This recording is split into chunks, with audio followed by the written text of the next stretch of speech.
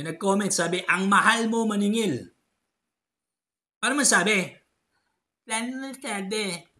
Paano sabi?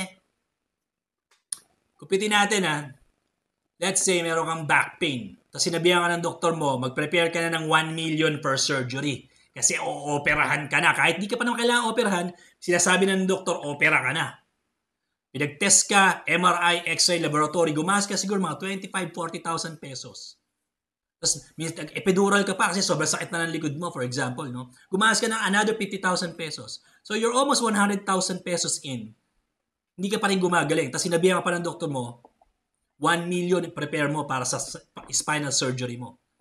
Tapos sasabihin mo, mahal pa rin ako. Dok, kasi siningil mo ako ng 35,000, Dok. Mahal yun. Mahal kumpara saan? Sa 1 million? Kumpara sa opera, mas mahal yun.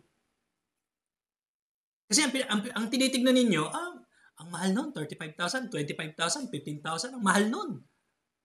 Pero yun naisip, I am saving you from surgery. Nililigtas ko kayo, nilalayo ko kayo sa opera. Kasi una-una, mas at risk kayo sa paralysis doon. Pwede kayo maparalyze doon. Pangalawa, mas gagastos kayo doon. So para sabihin mo, ang mahal mo maningil, paano mo nasabi? Stupid bitch, yes, Pinoy motherfucker.